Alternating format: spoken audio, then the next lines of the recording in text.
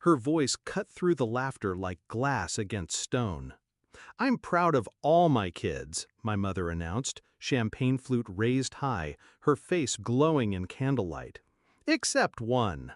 The room erupted in laughter, my siblings, their partners, even the grandchildren cackling without hesitation. I smiled, calm, quiet.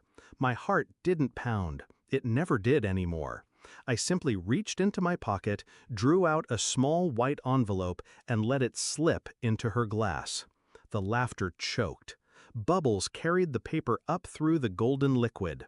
She screamed when she saw what floated inside. I wasn't always this composed. There was a time when her words broke me. As a child, I worshipped her. I thought love could be earned with straight A's, with silence when she snapped, with carrying burdens that weren't mine. But no achievement mattered. She always found a way to remind me. I was the mistake. At first, I believed her. I thought maybe I was defective, unworthy. But the years sharpened me. I stopped pleading for scraps of affection. Instead, I started listening, watching, collecting. She liked to talk when drunk. She liked to boast when surrounded. And she liked to keep her sins hidden, though she was careless with where she buried them. The betrayal wasn't one moment. It was a pattern. The loan she took out in my name when I was in college, the inheritance she funneled quietly into my brother's business, the lies she spun about me, lazy, selfish, unstable, while I worked 2 jobs to survive. I carried it all in silence.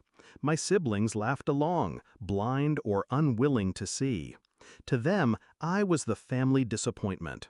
And I let them believe it, because what they didn't know was that every slight, every theft, every cruel word was a thread, and I was weaving a net.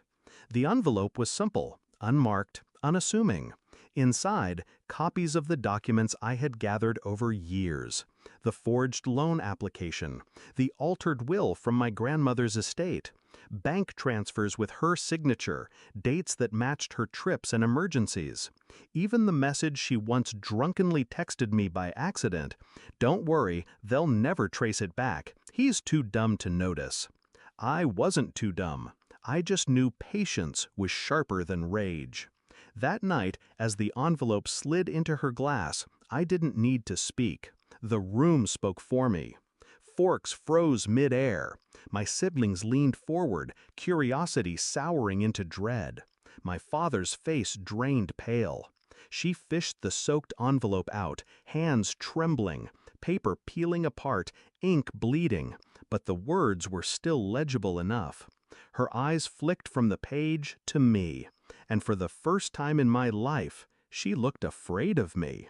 I had planned the timing carefully. Her birthday. Everyone gathered, the people she needed most to believe she was flawless.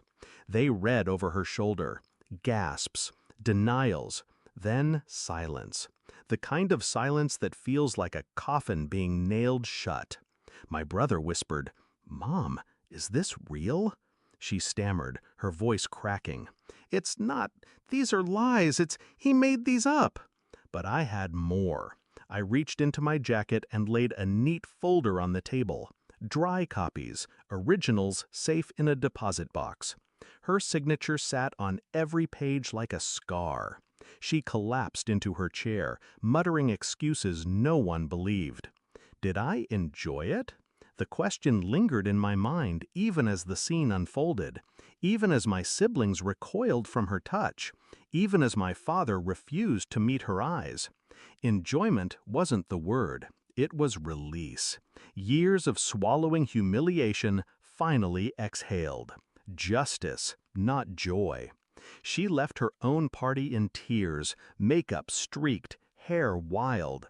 The house fell into a stunned quiet when she was gone. No one laughed anymore, and I sat there, sipping my untouched champagne, watching the flames of the candles dance on the cake she'd never cut. The fallout came quickly. My siblings confronted her. My father moved money into his name. Whispers spread through the community, through extended family. Her reputation, something she had always valued more than love, shattered piece by piece. And she knew it was me. She came to my door weeks later, eyes swollen, begging, "Please, fix this. Tell them you lied."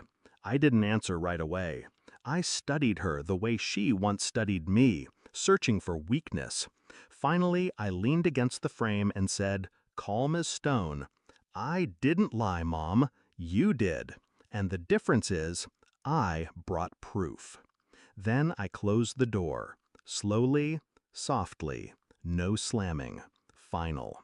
I don't regret it. People call it cruel. They say she's still my mother. Blood is blood. But blood means nothing if it poisons you. She made a choice long before I did, and I made mine with precision. So when I remember the sound of that envelope hitting crystal, the silence that swallowed the room after, I don't smile out of malice.